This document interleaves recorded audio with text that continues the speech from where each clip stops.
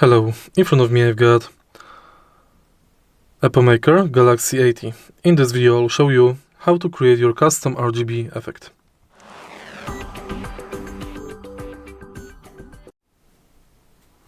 In the beginning, let's go to Dedicated app and next go to User Lighting.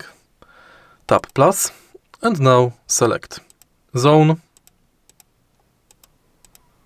or select buttons manually. Now you can adjust effect and RGB color for this zone.